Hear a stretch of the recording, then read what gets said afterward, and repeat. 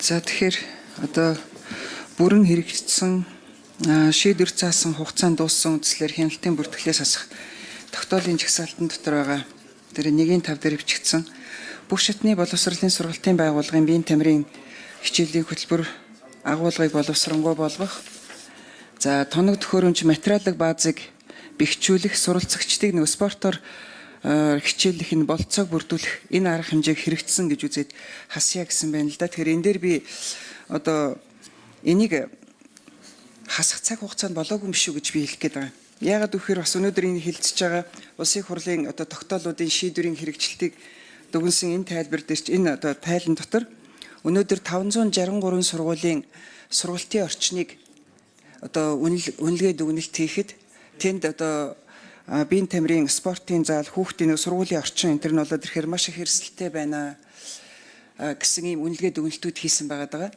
Тэгээ ер нь бол бид нар мэдэн шүү дээ өнөөдөр биеийн тамирын хичээл дээр баг ер нь бүртгэл хийгээ вэжэтэл нөгөө цаг нь дуусаа явчихдаг 2-3 анги зааланда цугаар бөөнөрө хичээл нь ордог. Ийм болчихсон ийм цаг үе. Тэгэхээр энэ одоо тогтоолыг бүрэн хэрэгжсэн гэж одоо юу гэдгийг нэг одоо хөрөнгө оруулалтын тоног төхөөрөмж авсангаар бид нар одоо энэ бүрэн хэрэгжсэн гэж үзээд энийг хоош нь тавьчих боломж ер нь тавих уу яах уу гэдгийг бид нараас эргэж хармаар юм шиг байна. Тэгээ одоо энэ дээр бас нэг юм байна л да.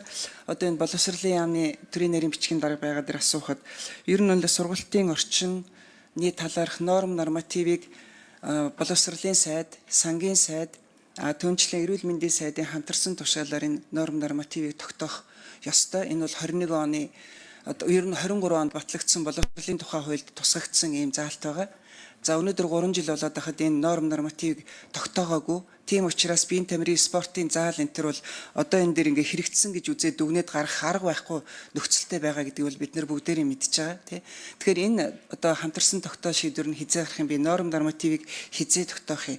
Ер нь энэ биеийн тамирын спортын заалын нөхцөл байдал хүнд байгаа үед энийг хэрэгжсэн болсон гэж үзээд одоо энэ хянах ёстой тогтоолын жагсаалтаас гарах нь зөв үү эсвэл бид нар яхаад энийг цааш нь одоо энэ дээр анхаарал тавихын тулд бид нар яах ёстой? Энийг асуух. Ажлын хэсэг одоо бас боловсролын төрийн нарийн бичгийн дарга асууя. За ажлын хэсгийн ахлагч Ариун Зээг шаруулъя.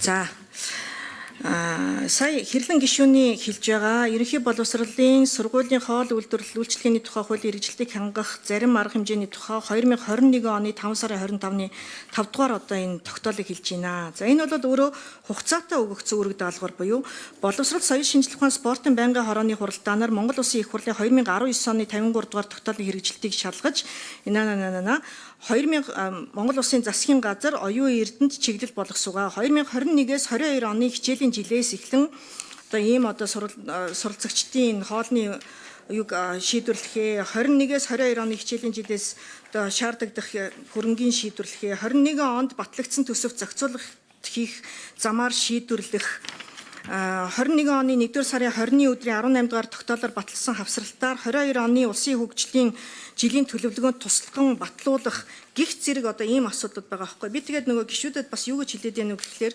өнөөдөр тулгамдж байгаа асуудлуудыг 21 оны тогтоолоор бид нар одоо биелэлтийн нэхэд байгаа нь өөрөө буруу байгаад байна.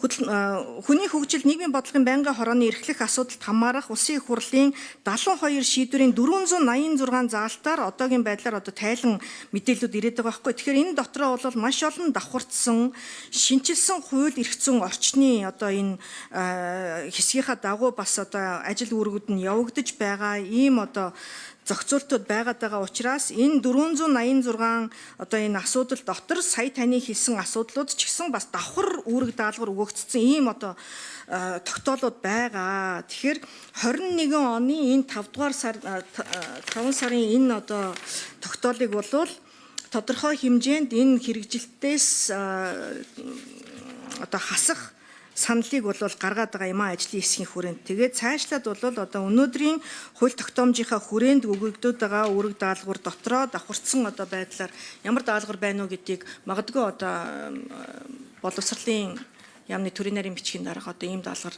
байгааг та санаж ивэл бас хэлчих вэ. 489 дотор давхарцсан даалгаврууд бол байгаад байгаа юм. За боловсролын яамны төрийн нарийн бичгийн дарга нэмж хариулъя. За хэрлэн гишүүний асуултанд хариулъя. Тэгээ сая яг ариун зай гишүүний хэлж байгаа 2023 онд боловсролын багц хуулиу шинжилэн батлагдсан. За биеийн тамир спортын хууль шинжлэгдсэн. Тэгэхээр энэ хууль эрх зүйн орчинд их хүрээнд одоо боловсролын ерөнхий хуулийн 38, 39, 40, 41 дугаар зүйлүүдээр боловсролын салбарын санхүүжилтийн их үүсвэрүүдийг бол яг тодорхой тусгацсан. Энэ хүрээндээ тодорхой дүрм журам хөрөнгө оруулалтын бодлогод явж байгаа учраас нөгөө сая ариун зай гишүүний хариулдгаар агуулгын хувьд давхарцсан энэ зүйл залтуудыг тухайн үеийнхний хэрэгжилтээр нь биелтийг хаагаад шинэ хууль эрх зүйн орчныхаа хүрээнд хяналтанд одоо залтууд аваад явна гэсэн ийм байдлаар хариулъя гэж бодож байна. За хэрлэн гишүүнд одруулъя.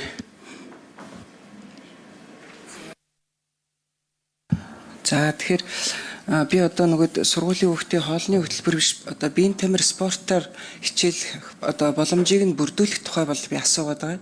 Биеийн тамир спортын тухай хуулийн хэрэгжилтийг хангахтай холбоотой энэ одоо байнгын орон гарсан тогтоолын хэрэгжилтийг хэрэгжсэн гэж үзээд хасъя гэд ингэ явцсан байна л да. Тэгэхээр биеийн тамирын хичээл гэдэг бол сургуулийн ясны хүүхдийн бие биелдрийг хөгжүүлэх хамгийн гол зүйл бол биеийн тамирын хичээл, биеийн тамирын спортын танхим байгаа, заал байгаа. Тэгэхээр сая хийсэн танай эрсдлийн үнэлгээгээр эн чинь бол маш хангалтгүйгээд гараад ирсэн байгаа. Ийм үед энэ биеийн тамирын спортын асуудлыг хойш нь тавиад хэрэгцсэн гэд хаагаад ингээд яваад ах юм уу? Эсвэл бид нэр ахаа өөр одоо чиглэл үүрэг даалгавар өгөх хэрэгтэй юм уу? Яах вэ гэд. Тэгээд дээр нь 3 яамны хамтарсан ийм тогтоол гарах хэрэгтэй. Нормативыг тогтоосон, энэ стандартыг тогтоосон ийм шийдвэр гарах хэрэгтэй. Эн чинь хизээ гарах гэдэг юм би. 3 жил өнгөрөөд байна шүү дээ. Одоо боловсролын хууль батлагдаад. За боловсролын амнаас хариулах уу?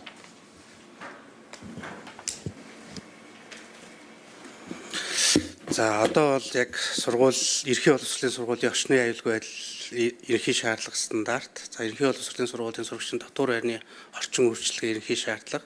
За сургуулийн өмнөх боловсролын сургалтын байгууллагын ерхий шаардлага. За сургалт хүмүүжлийн орчны эрүүл ахуйн шаардлага гэсэн энэ шаардлагууд бол аль биесээр батлагдсан. Ингээд явж байгаа. За энэ дотор бол одоо нөгөө цэцэрлэг сургууль, дотор байрны ус ариун цэврийн эрүүл ахуй тавигдах норм шаардлага. За мөн бүх шатны сургалтын байгууллагт хөгжлийн бэрхшээлтэй суралцагчийн онцлог тохиолдлын орчныг бүрдүүлэх гэдэг энэ 2019-20 25 онд батлагдсан энэ нормативууд бол батлагдсан байгаа. За шинжилэн батлах нормативууд дээр бол ажиллаж байгаа. За гаммаа гишүү асуулт асууя. За сайн